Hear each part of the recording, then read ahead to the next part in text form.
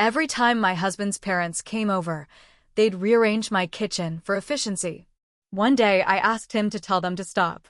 He said, just let them be helpful. So I rented a storage unit, packed every single thing they bought or touched. When they came over next and asked where everything was, I said, in a place where people respect boundaries. My husband didn't say a word, because he knew I meant more than the dishes. My kitchen used to be my safe place. You know that one spot in your home that feels like yours? That was it for me. I spent hours in there every week. Cooking calmed me. I liked how quiet it was, how I knew where everything was without looking. I worked hard to make it that way. I live in Tacoma, Washington. My husband, Derek, and I bought this little house about 3 years ago. Nothing big. Just enough space for the two of us and maybe a kid in the future. I was proud of how we turned it into a home, especially the kitchen. That space was mine from the start. I saved for everything in there. I'm not rich. I budgeted, waited for sales, and slowly put together what I wanted. The cast iron skillet that reminded me of my grandma. The good knives. That heavy blue Dutch oven I got on sale after stocking it for months. Even the drawer dividers were planned. Then his parents started visiting. They live outside Spokane, and every few months they'd come down for a long weekend. They're the kind of people who don't sit still, the kind who act like someone else's home is just an extension of their own. The first time they visited, I came home from work and found that every single item in the kitchen had been moved. Not a little bit, completely reorganized. My mixing bowls were now under the sink. The mugs were hanging on random hooks his dad installed. All my spices were shoved in a drawer. "Oh, we helped you out," his mom said, smiling like she deserved a medal. "We made it more efficient." I was stunned. But I didn't want to be rude. I smiled. I said thanks. Then I spent 2 hours putting everything back after they left. But they kept doing it.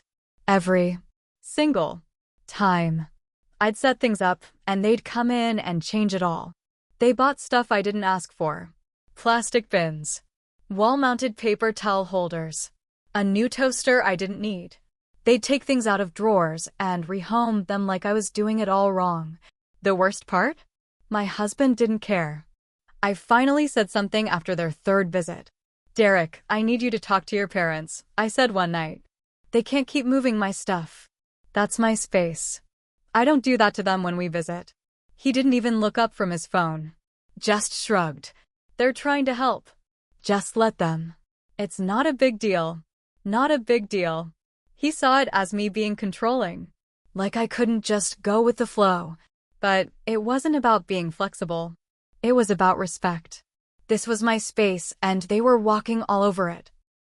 And him letting them meant he didn't have my back. So I stopped talking about it. I waited. The next time they visited, I smiled when they moved the mugs. I nodded when his mom told me she fixed my pantry. I didn't say a word when his dad took it upon himself to install a little magnetic strip for knives. I acted fine. But I was done.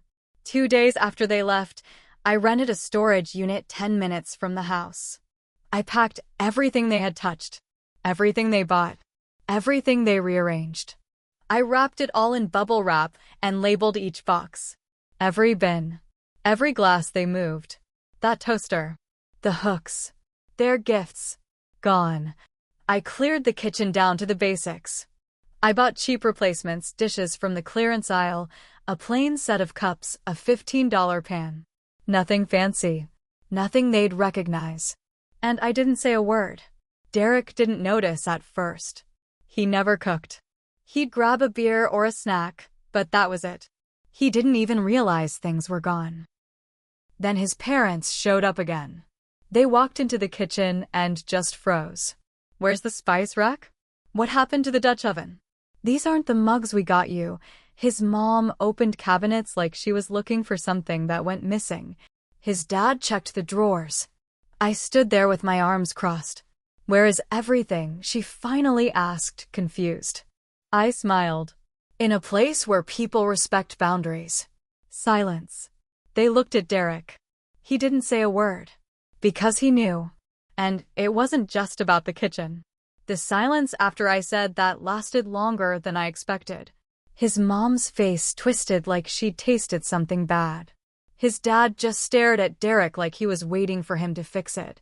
I turned around and started making coffee like nothing happened. They didn't ask again, not that day. But that night, when Derek and I were in bed, he finally brought it up. That was a little much, he said, not looking at me. What was? I asked, though I knew damn well. He sighed. The storage unit. Packing all their stuff. The comment. You made it really uncomfortable. I sat up. Uncomfortable? You think I'm the one making things uncomfortable? His voice stayed calm, like he was trying not to poke the bear. You could have talked to me first. I did, Derek. I asked you to talk to them. You didn't. You brushed it off. He didn't say anything. So I said, you picked not fighting with them over standing up for me. Again. The rest of that night was quiet. He didn't argue, but he didn't apologize either. The next morning, I overheard his mom whispering to him in the hallway. She's being dramatic. You need to get control of your household. He didn't know I was around the corner. She's being difficult, Derek. We've only ever tried to help. You can't let her run the show. Run the show? That was the moment the rage really hit me. I'd been trying to keep peace. Trying not to make waves. And all along, they'd been talking about me like I was some kind of control freak. Just because I wanted my space. Just because I wanted respect. They didn't see me as part of the family. I was an obstacle. A woman who got between their son and their grip on him. And him? He didn't push back. He never pushed back. That night, I made a choice. I wasn't going to sit quietly anymore. The next day, I called in sick to work and spent the morning pulling out the lease for the storage unit. I made a list of everything I'd packed away. I took pictures. I typed up a simple note. These are the items you purchased or altered during your visits. They've been placed in storage for safekeeping. If you'd like them returned, I'm happy to coordinate with you directly. I printed out 2 copies. One for his mom, one for his dad. At dinner, I handed the envelopes to them at the table. No words, just passed them over. His mom opened hers and read it, face going red. His dad read his without looking up. What is this supposed to mean? She finally snapped. It means I'm done letting you pretend to help while you disrespect my home, I said calmly. It's not about dishes. It's about control. His mom turned to Derek like she expected him to fix it right then and there. But he stayed quiet, fork in hand, staring at his plate. You're seriously okay with this? She asked him. He still didn't answer. She stood up, muttering something about how she didn't raise her son to marry someone so hostile.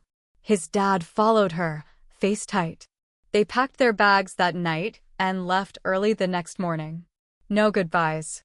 I thought maybe that would be it, that they'd leave us alone for a while. But I was wrong. A week later, Derek came home from work late.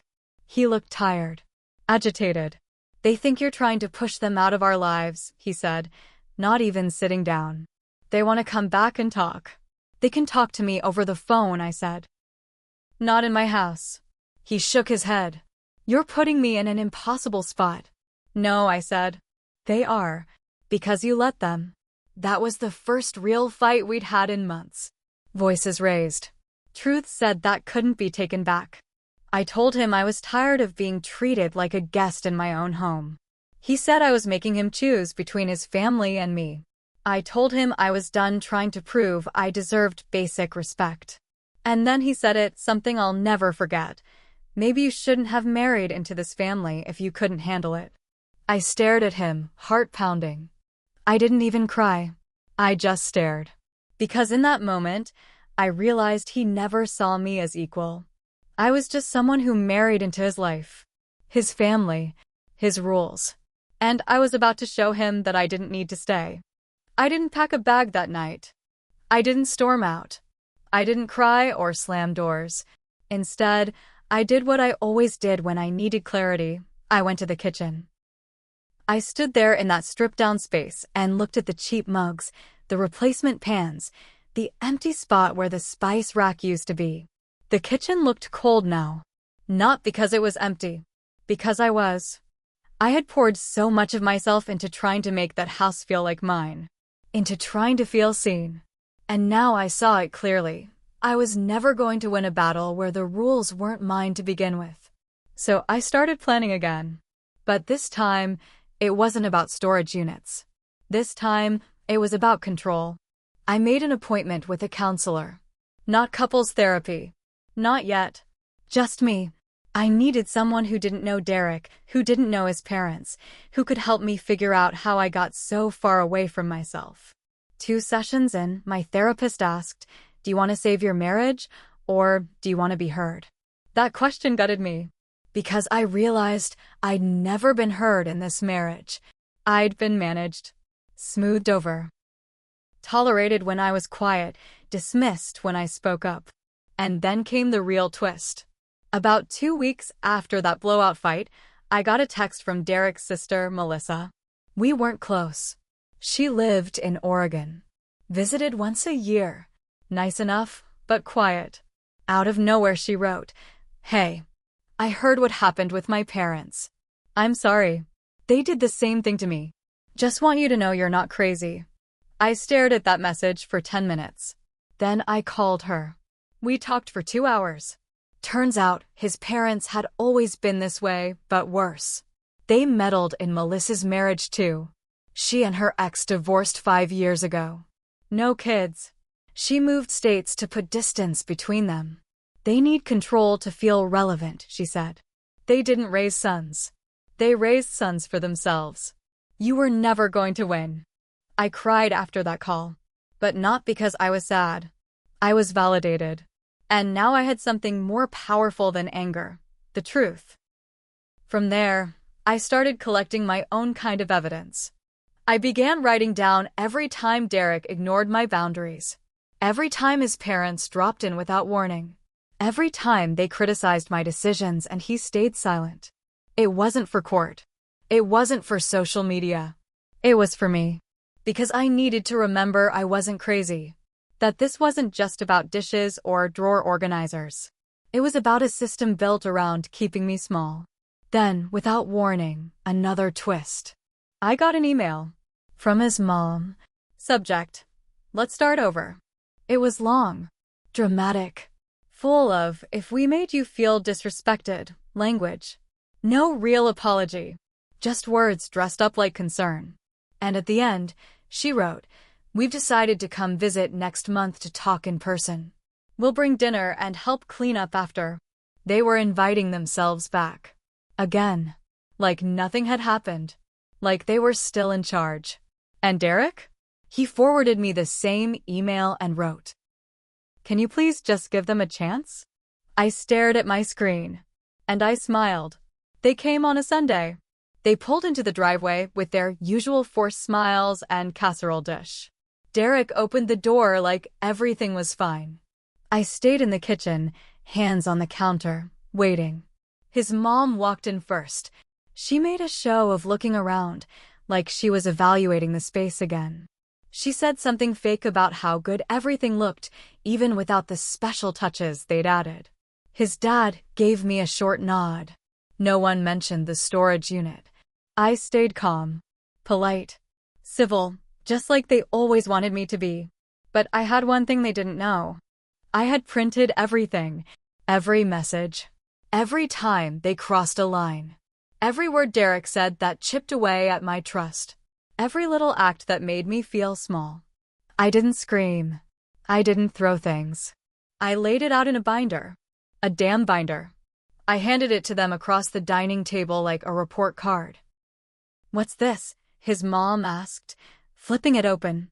I didn't answer. I let her read. At first, her face stayed neutral. Then she turned red. Then pale. Derek leaned over to see what it was. I'd highlighted his texts. The one where he called me too sensitive. The one where he said, "Don't make this a thing again." Page by page, I watched his face fall. "This is how I've felt every time you walked into this house like it was yours," I said quietly. "This is every time I asked for help and got silence. This is what it looks like to lose someone, slowly, because you never once thought you needed to protect them." His mom tried to cut me off. "You didn't need to go this far." "I did," I said. "Because nothing else worked." Derek looked at me, really looked, and for once, he didn't have a comeback. I stood up. "I want a trial separation," I said. "You can stay here if you want. I've got a short-term lease already lined up." That hit him hard. He blinked like he hadn't heard me right. "What are you talking about?" "I'm leaving," I said. "You let them disrespect me for years. You didn't fight for me. So I'm done fighting for us." His mom started crying. His dad just shook his head like I was ungrateful. But I didn't care. I was beyond caring. I walked out with a small suitcase and my keys. I moved into a little rental 2 towns over. Nothing fancy. Just peace. In the weeks that followed, Derek called. A lot. Then not at all. His sister messaged me again. She said she was proud of me. Said it was the same step she never had the courage to take. And the storage unit? I gave him the key. I told him he could do what he wanted with all the things his parents gifted. It was his turn to deal with their mess. Months passed. I rebuilt my routines. Made a new kitchen, small but all mine. And one afternoon, I got a letter from Derek. It wasn't to win me back. It was an apology. He wrote, "I always thought keeping peace meant staying silent. I didn't realize that silence has a cost. And now I see it cost me you." It was the first real thing he'd said in a long time. But it came too late.